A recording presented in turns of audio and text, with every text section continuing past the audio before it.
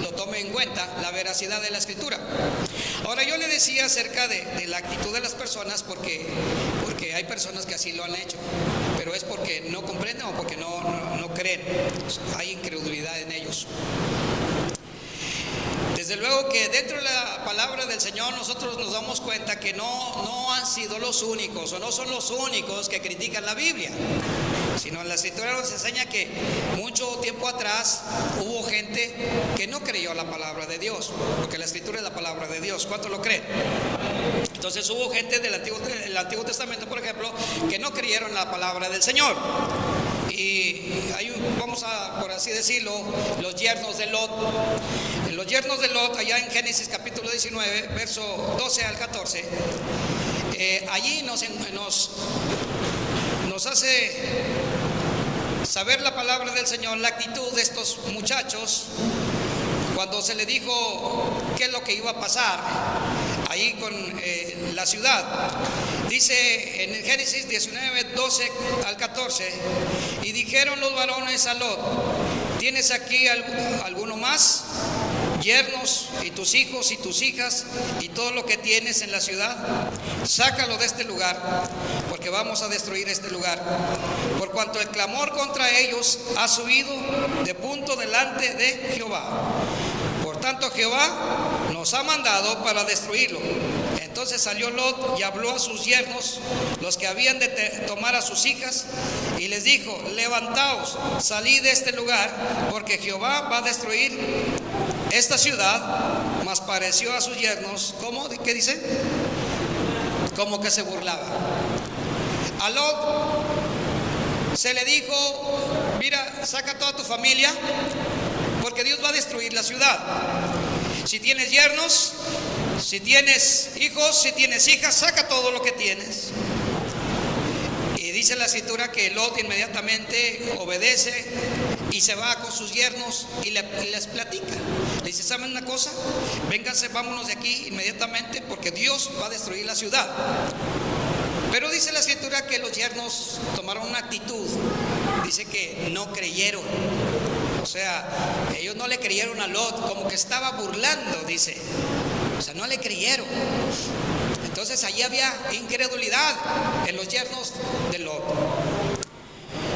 La Biblia nos habla también, hermanos, allá en el libro de Génesis, en el capítulo 7, versículo 21 al 24. Mire, quiero que leamos también ahí. Dice así: y murió toda carne que se mueve sobre la tierra, así de aves como de ganado y de bestias, y todo reptil que se arrastra sobre la tierra, y todo hombre, todo lo que tenía aliento de espíritu de vida en sus narices, todo lo que había en la tierra murió. Así fue destruido todo ser que vivió sobre la faz de la tierra, desde el hombre hasta la bestia, los reptiles, las aves del cielo, y fueron raídas de la tierra, y quedó solamente Noé y los que con él estaban en el arca, y prevalecieron las aguas sobre la tierra. ¿Cuántos días, hermanos? 150 días. En este caso también, usted recordará que Dios le dijo a Noé: quiero que hagas un arca, porque voy a destruir a la humanidad a través de un diluvio. Y obviamente Noé se puso a trabajar, a hacer el arca. Pero en el transcurso del tiempo que Noé estaba haciendo el arca, pues nosotros nos damos cuenta a través de la Escritura que Noé les comunicaba, los compartía a la gente de aquel entonces de lo que Dios iba a hacer.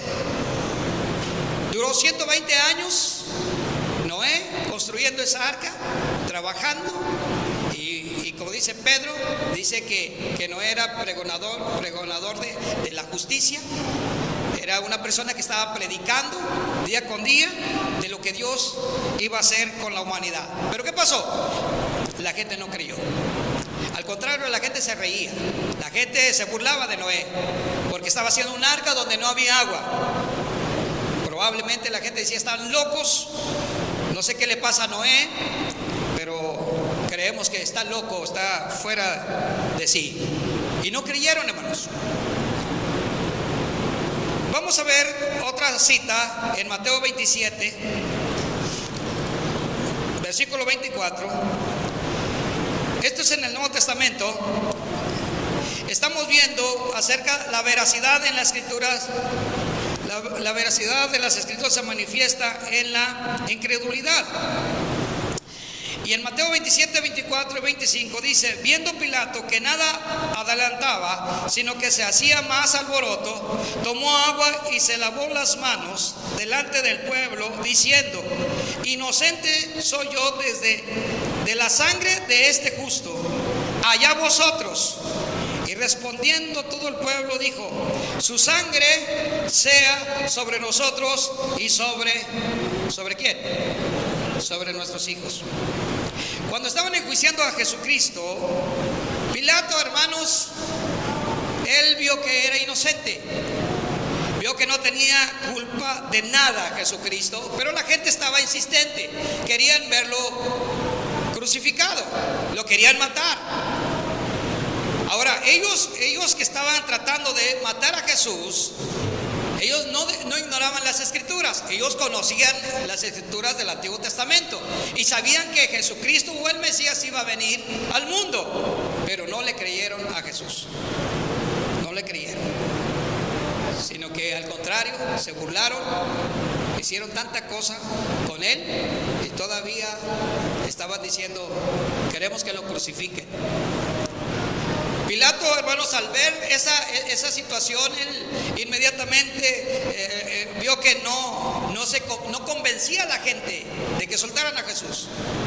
Entonces Pilato lo que hace, se lava las manos, dice: yo me lavo las manos, ahí depende de ustedes. El punto aquí es de que ellos pronuncian unas palabras muy fuertes: que la sangre de este hombre caiga sobre nosotros, y no solamente sobre nosotros, sino también sobre nuestros hijos. Podemos ver, hermanos, que en la Escritura también había gente incrédula, personas que se burlaban de la palabra de Dios. Es por eso que yo le puse a este tema la veracidad de las Escrituras, porque las Escrituras son verdad, hermanos. La palabra de Dios es verdad, no miente. Y cuando la Escritura dice una cosa, así es. La Biblia dice que Dios no es hombre para que mienta, ni hijo de hombre para que se arrepienta. Lo que Él dice, Él lo hace. ¿Cuántos alaban a Cristo? Pero la gente no lo entiende de esa manera, o no lo entendió. ¿Y qué pasó, hermanos? Los yernos de Lot, incrédulos, pero se cumplió lo que Dios había dicho. Dice que vino el juicio de Dios sobre la ciudad de Sodoma y Gomorra y fueron destruidos. Y los yernos de Lot también se fueron por ahí. La Biblia nos habla del pasaje de Génesis, donde estuvimos viendo Génesis 7, 21 al 24, donde Noé, ahí aclara en ese versículo que Dios, al verla, hermanos, que ya estaba todo listo, estaba todo preparado, Noé con su familia, pero la gente en su mundo. Dice la Escritura que Dios envió el diluvio y destruyó toda la humanidad, destruyó a los animales, destruyó todo ser vivo. Dios lo destruyó. ¿Qué quiere entender, hermanos? Que dentro de lo que el hombre haga o diga, Dios no cambia. Dios, a través de su palabra, es claro. No importa si hay incredulidad en la persona, pero si Dios dice: ¿sabes una cosa? Esto va a pasar, eso es lo que va a suceder. Y Dios, a través de la palabra, nos damos cuenta que estas gentes, aún dentro de su incredulidad, recibieron, hermanos, el juicio de Dios. Y cuando nosotros nos damos cuenta de que hay muchas personas así, en realidad en lugar de molestarnos o darnos coraje, nos da tristeza. Al menos a mí me ha pasado. Nos da tristeza de saber cómo la gente, por no querer creer en la palabra, por no querer aceptar la palabra de Dios, viven en su ignorancia y hacen lo que no es correcto. Piensan que nunca va a pasar nada. Y sabe una cosa, ellos tienen que pagar todo lo malo que estén haciendo. Ellos lo van a pagar tarde que temprano. Siempre y cuando, hermanos, si se arrepienten, no hay problema. Si aceptan la palabra, no hay problema. Dios los salva, Dios los cambia, Dios los transforma y Dios los hace unos buenos creyentes. ¿Cuántos alaban a Cristo? Pero Dios, hermanos, Dios es fiel. Las escrituras son fieles. Las escrituras, hermanos, son verdad. Y podemos ver, hermanos, que realmente Dios no se detuvo. Dios tuvo que llevar a cabo lo que Él dijo. Esperamos en Dios, hermano, que usted y yo no seamos incrédulos en algunas cosas de la escritura. Porque realmente a veces pienso que actuamos, o hay gente que actúa con incredulidad, como no tomando muy en cuenta la palabra de Dios, como pensando que nunca le va a pasar nada, como pensando que nunca se va a cumplir lo que Dios dice acerca de usted o acerca del mundo entero. Y de esa manera, hermanos, descuidando su vida espiritual, se alejan de Dios, se alejan de la oración, se alejan de la lectura, se alejan del ayuno, alejan de la búsqueda de Dios. Y hermanos, pensando que nunca les va a llegar el juicio de Dios. Pero hermanos, esperamos en Dios de que a usted no le vaya a pasar como a esta gente le pasó. Esta gente no se escapó del juicio de Dios. Ahorita hay mucha gente que se burla de las cosas de Dios. Hay mucha gente que de veras critica aún al pueblo de Dios, critica la palabra de Dios. Que Dios tenga misericordia de esas personas y oramos a Dios para que Dios los alcance. ¿Cuántos dicen amén? Pero también, hermanos, no solamente la veracidad de las escrituras se manifiesta en la incredulidad, sino también se manifiesta en la iglesia. Porque dentro de la palabra todo lo que está escrito se va a ir cumpliendo al pie de la letra. Dijo Jesucristo: los cielos y la tierra pasarán, pero mi palabra no pasará. Puede haber cambios sociales, puede haber cambios en la ciencia, puede haber avances en la ciencia, puede haber cambios, hermanos, culturales, pero Dios no cambia. Su palabra de Dios ahí está, es firme y no va a cambiar y no va a pasar. Lo que Dios dijo, eso es lo que va a suceder, y a su nombre. Pero ¿en qué se manifiesta? O sea, hablando de la iglesia, bueno, en la manifestación del Espíritu Santo, por ejemplo. En Hechos 1:8 dice: pero recibiréis poder cuando haya venido sobre vosotros el Espíritu Santo, y me seréis testigos en Jerusalén, en toda Judea, en Samaria y hasta lo último de la tierra. Jesucristo antes de irse al cielo, Jesucristo antes de irse con el Padre, habló con sus discípulos y les dijo que no salieran de Jerusalén porque iban a recibir el Espíritu Santo. Y entonces Jesús les dice: y van a recibir poder del Espíritu Santo. Cuando venga el Espíritu Santo sobre ustedes, van a recibir el poder del Espíritu Santo. La Biblia dice en Hechos capítulo 2, dice que el derramamiento del Espíritu Santo se manifestó. O sea, que allí se cumplió lo que Jesús les dijo a sus discípulos. En Hechos capítulo 2 dice que descendió el fuego del Espíritu Santo sobre las personas, y fueron todos llenos del Espíritu Santo y empezaron a hablar en otras lenguas. ¿Cuántos alaban a Cristo? O sea, la veracidad de las escrituras se está manifestando en la iglesia.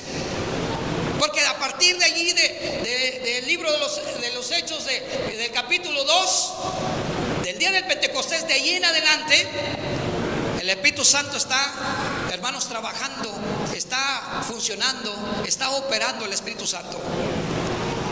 Y yo quiero en este momento hablarles de algunas operaciones del Espíritu Santo. Quiero que anoten allí, si traen sus plumas, quiero que estén anotando las citas, y para que cuando se vayan a su casa ustedes los vuelvan a estudiar. Vamos a ver, el Espíritu Santo está operando de una manera increíble. Por ejemplo, allí en 2 de Pedro capítulo 1 versículo 21,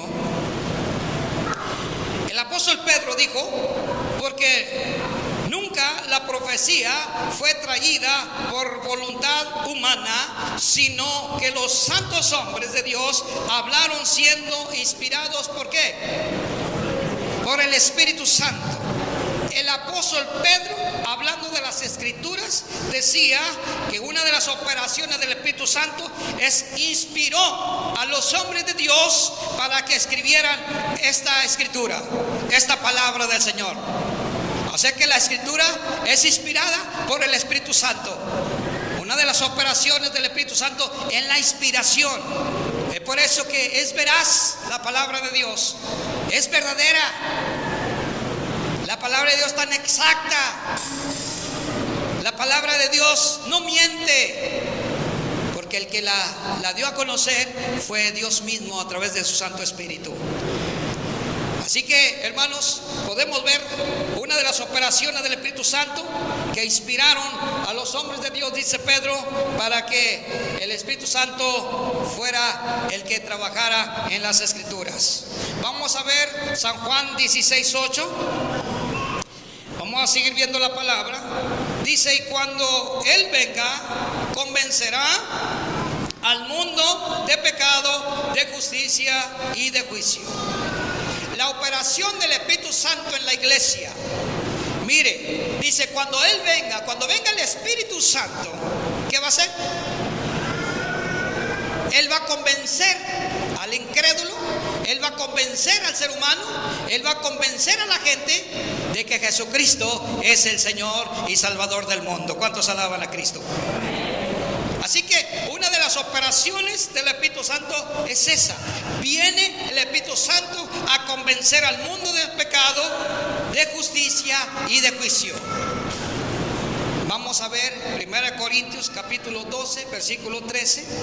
Estamos viendo que la veracidad de las Escrituras se está manifestando en la iglesia a través de la manifestación del Espíritu Santo y en sus operaciones. Así que sigamos viendo. 1 Corintios 12, 13 dice: porque por un solo Espíritu fuimos todos bautizados en un cuerpo, sean judíos o griegos, sean esclavos o libres, y a todos se nos dio a beber de un mismo Espíritu. A todos se nos dio beber de un mismo Espíritu. Esto quiere decir que el Espíritu Santo ha venido sobre todos nosotros y fuimos llenos del Espíritu Santo. Todos nosotros tenemos al Espíritu de Dios. No da por medida. No está diciendo a ti menos y a aquel más. No. El Espíritu Santo a todos nos está dando, hermanos, de su presencia a todos los que hemos creído en la gracia de Dios. Cuando yo creo en el Señor Jesucristo, pero creo de veras de corazón, entonces la Escritura me dice que el Espíritu Santo viene a mi vida y toma control de mi vida. Y cuando el Espíritu Santo toma control de mi vida, hermanos, suceden cosas maravillosas. ¿Cuántos alaban a Cristo?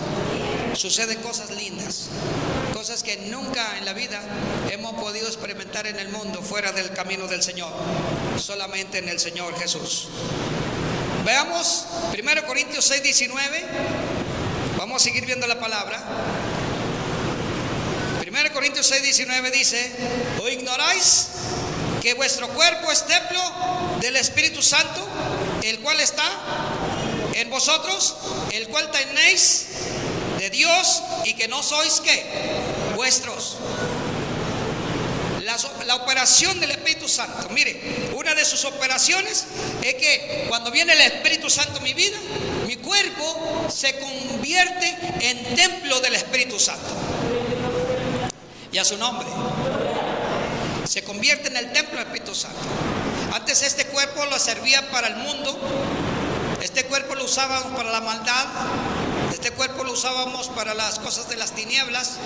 Pero cuando acepté a Cristo, vino el Espíritu Santo sobre mí, y dice en la Escritura, y el Espíritu Santo me convirtió ¿en qué?